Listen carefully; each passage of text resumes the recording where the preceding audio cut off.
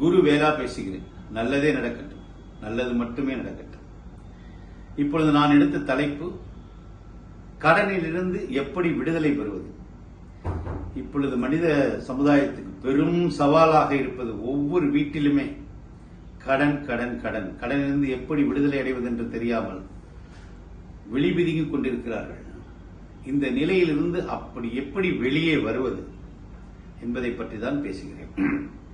முதலில் காலையில் எழுந்தவுடன் நீங்கள் வாசற்கதவிற்கு முன் நின்று கொண்டு நாராயணன் உள்ளிருக்கிறார், மகாலட்சுமி வாங்க என்று முதல் வேலை ஆரம்பிங்கள்.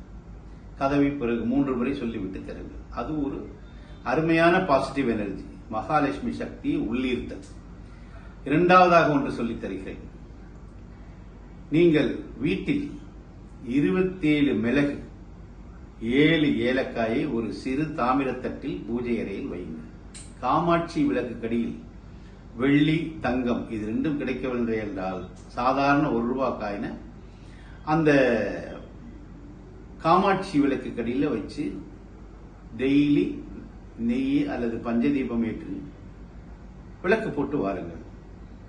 இந்த பிரபஞ்சத்தில் காலை எழுந்தவுடன் என்னை உயிராக்கி வைத்திருப்பதற்கு நன்றி என்று பிரபஞ்சத்துக்கு முதலில் சொல்லி, நான் பட்ட கடன்களை அடைக்கும் சக்திகளை என்னை கொடுப்பாய் என்று அந்த பிரபஞ்சத்திற்கு கேட்டு, அபரீதமான செல்வச் சேர்க்கையும் பணச்சேர்க்கையும் எனக்கு வந்து சேர வேண்டும் என்று நாராயணனும் லட்சுமியும் வேண்டிக் கொண்டு இந்த பிரபஞ்சத்தை வேண்டிக் கொண்டே இருந்தீர்கள் என்றால் நிச்சயமாக சொல்கிறேன், சிறிது சிறிதாக கடன் குறையும்.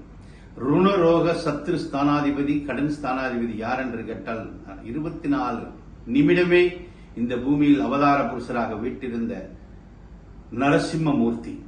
நரசிம்ம காயத்ரியை நீங்கள் படிக்கும் பொழுது, சுவாதி நட்சத்திரத்தன்று அவர் கோயில்களுக்கு சென்று அபிஷேக ஆராதனைகள் பண்ணும் பொழுது இதிலிருந்து பெரும் விடுதலை உங்களுக்கு கிடைக்கும். நான் சத்தியமாக சொல்கிறேன், நிச்சயமாக கிடைக்கும். அவ்வளவு அற்புதமான சக்தி உடையவர் நரசிம்மர்.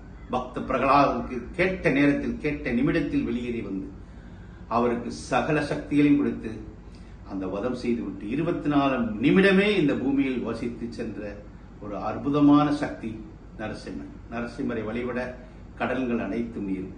கடன்களை பெரும்பாலும் நீங்கள் செவ்வாய்க்கிழமை செவ்வாய் உரையில் காலை 6 to 7, மத்தியானம் 1 to 2, இரவு 8 to 9 இந்த நேரங்களில் கடனை பெரும் தொகை கொடுக்கவில்லை என்றாலும் சிறு தொகையை கொடுத்து அடையுங்கள். வேகமாக உங்கள் கடன் அடைந்துவிடும்.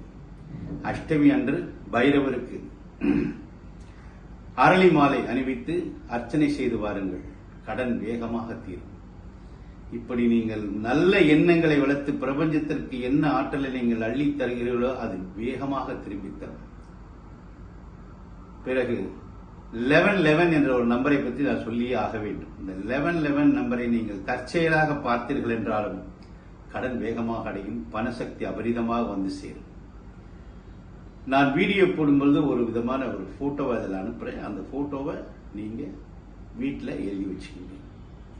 அற்புதமான சக்திகள் நிறைந்தது நரசிம்மர், அற்புதமான சக்திகள் நிறைந்தது பிரபஞ்சம். இந்த பிரபஞ்சம் நீங்க கேட்டதையெல்லாம் கொடுத்தது. கடனிலிருந்து நீங்க பூரணமாக விடுதலை அடைய என் குருநாதரையும் இறையர்களையும் கேட்டி வணங்கிக் கொண்டு உரையை முடிக்கிறேன். வணக்கம்.